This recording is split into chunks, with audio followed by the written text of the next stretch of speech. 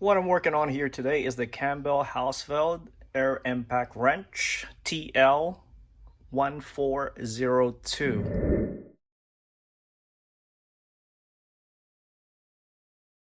And this is the problem that I've been having. What happens is that when this is connected to the hose, it would leak air right over here on this side.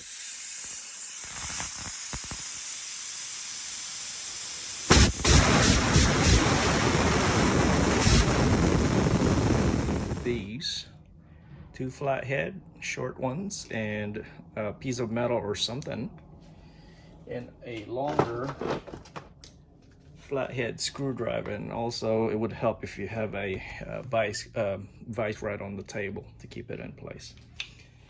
So what you need this metal for is to go right here so that we could use this as a leverage to pop it out. So it'll go like this. And then these two flatheads will go into the slot right here because it has this metal pin that holds it in place. So you'll push here and then push on the other side as well at the same time. You push it up against your chest or stomach while you are pulling this back to disengage the tab and using this flathead screwdriver to pop it out.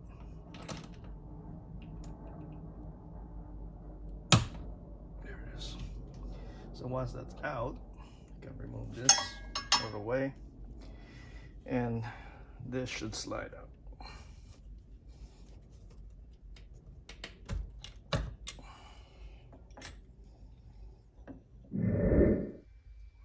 You're gonna need the snap ring pliers like this one. This is the ABN, which is a cheap snap ring pliers, but it will work just fine. So we'll remove this.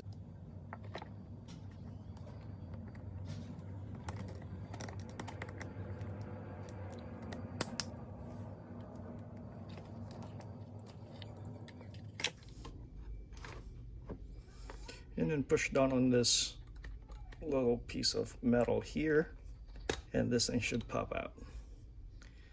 So on the inside, you have this part right here. This piece of rubber here, what seals the air. For some reason, it's not sealing completely. So I've been looking online for parts to replace this, but I couldn't find it anywhere because this particular model supposedly is obsolete. What happened was I stumbled upon the Ingersoll Rand parts kit, and which looks very similar. So it looks like this is a replica of that model number.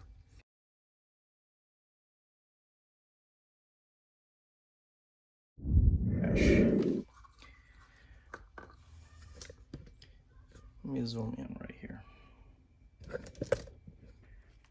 So this is the spring, and this is the spring that came out of the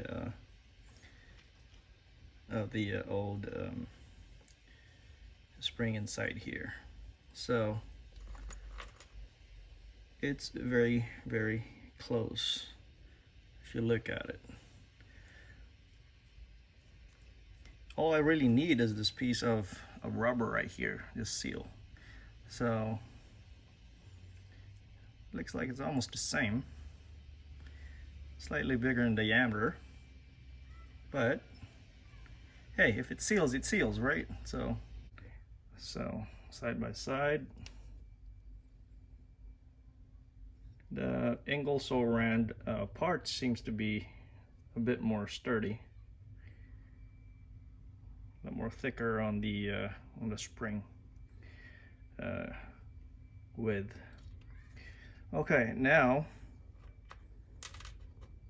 I could go with this right here to go over, but when this part came in, I can see the bubbling on the paint there, which I hope it does not cause it to leak air.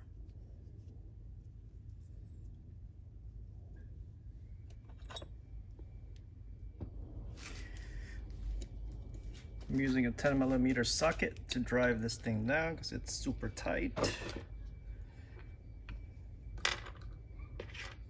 Yeah, super tight. It's kind of tight.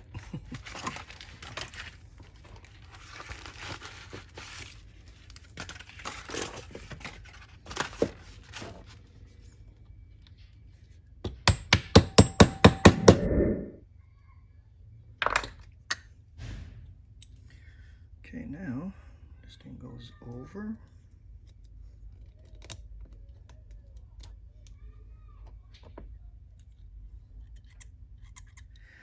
Okay, so make sure it's flushed. We're up against the snap ring and we are good to go. Okay, here we are. Thing on.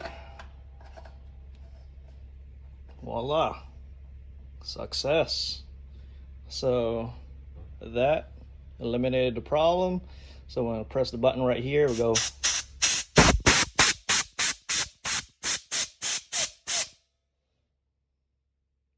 Alrighty. I'd like to change the paper seal right over here, but I couldn't find it anywhere.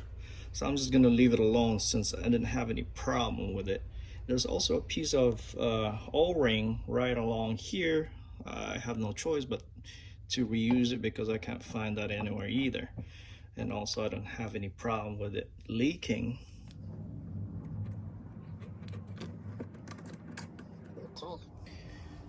And tighten this thing first.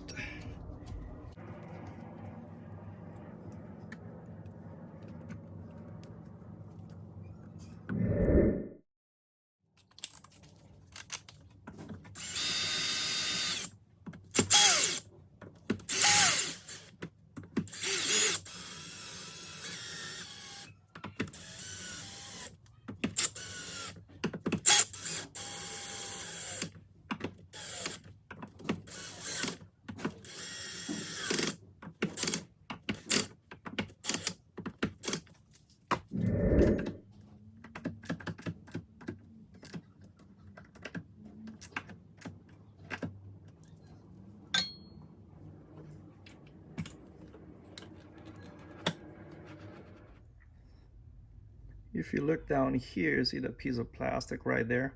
It has to be perfectly in the middle because this pin right here would slide down in there in order for the trigger to work.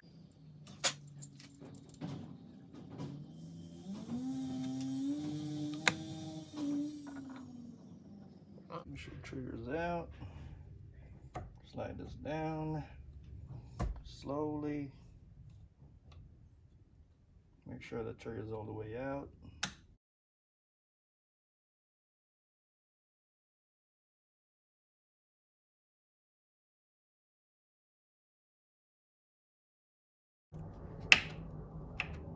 Oh, there it is. Okay, so it was in. So the correct way of putting this down is make sure the trigger's all the way out. So it's in. So I press that and it pops right back out. So make sure that the tab is also right on the slot to make sure that it is locked in place.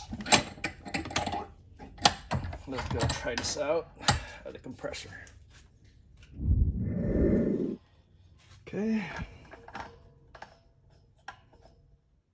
All right, no air leak.